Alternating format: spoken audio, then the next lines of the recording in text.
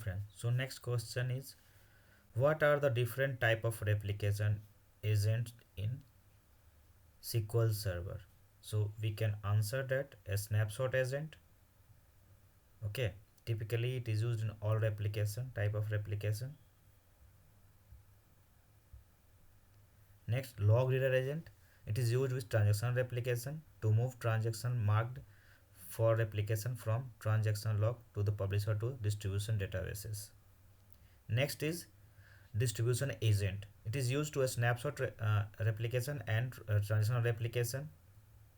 Merge agent. It is used to merge replication with merge replication.